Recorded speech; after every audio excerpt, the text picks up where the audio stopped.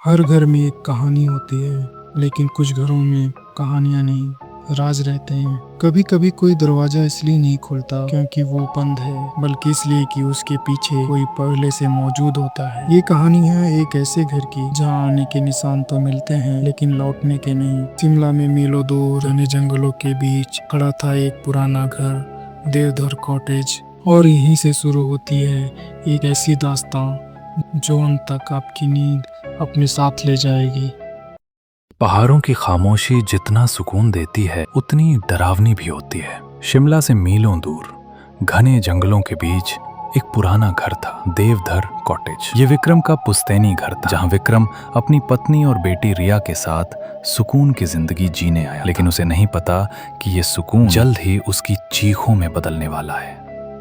दिसंबर की सर्द रात, चारों तरफ बर्फ की चादर बिछी हुई थी। तभी विक्रम घर की खिड़की से बाहर कुछ अजीब देखता है। ताजा गिरी बर्फ पर जूतों के निशान थे, जो जंगल से निकलकर सीधे उसके घर के मुख्य दरवाजे तक आ रहे थे। विक्रम उस निशान का पीछा किया, ये देखने के लिए कि निशान वापस किस तरफ गए हैं। लेकिन हैरानी की बात यह थी, वापस जाने का कोई निशान नहीं था। जो कोई भी चलकर आया था वो दरवाजे तक आया और फिर जैसे हवा में गायब हो गया, या शायद वो घर के अंदर आ चुका था। एक रात ऐसी आई जब उस रात के बाद घर का माहौल बदल गया। छोटी रिया अक्सर अपनी माँ से कहती, मम्मी छत के ऊपर वाले कमरे में कोई चलता है। विक्रम ने इसे वहम माना, लेकिन फिर चीजें गायब होने लगीं। कभी पैसे, कभी चाबियां, तो कभी रसोई से खाना।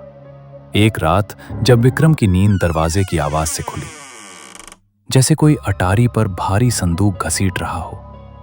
उस रात विक्रम ने अपनी टॉर्च उठाई और ऊपर जाने का फैसला किया।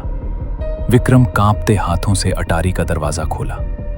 अंदर सन्नाटा था, सिर्फ धूल और पुराने सामान इधर उधर बिखरे पड़े थे।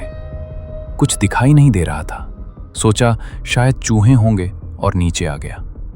लेकिन अनजाने में विक्रम एक गलती कर गया। जब वो नीचे जा रहा था तो कमरे का दरवाजा बंद करना भूल गया। अटारी पर अंधेरे कोने में दो चमकती हुई आंखें उसे देख रही थीं। वो अकेला नहीं था, वो काली रात जिसकी वजह से सब कुछ बदल गया। उस रात बर्फ का तूफान बहुत तेजी से आया था। विक्रम जब उस रात मोमबत्ती जलाने के लिए माचिस ढूंढ रहा था, तभी उसे अपने ठीक पीछे किसी की गर्म सांसें महसूस हुई। इससे पहले कि वो पलटता, एक भारी चीज उसके सर पर आ लगी और फिर एकदम से सब कुछ शांत हो गया। अगले 4 दिनों तक देवधर कॉटेज की चिमनी से धुआं निकलता रहा। गांव वालों को लगा कि सब ठीक है, परिवार ठंड से बचने के लिए आग ताप रहा है। जब 5वें दिन गांव वाले राशन देने वहां पहुंचे तो दरवाजा अंदर से बंद नहीं था।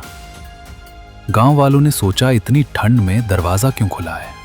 जब गांव वाले अंदर पहुंचे तो अंदर का नजारा देख उनकी रूह कांप गई। विक्रम और उसका परिवार अब इस दुनिया में नहीं थे। पुलिस की खोजबीन जारी हुई। पुलिस ने पाया कि विक्रम की मौत 4 दिन पहले ही हो चुकी थी, लेकिन रसोई में कल रात का बना ताजा खाना रखा था और अंगीठी में आग अभी भी जल रही थी।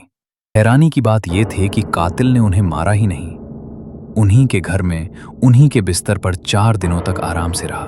वो कौन था, कहां गया? बर्फ पर वापस जाने के निशान आज भी नहीं मिले।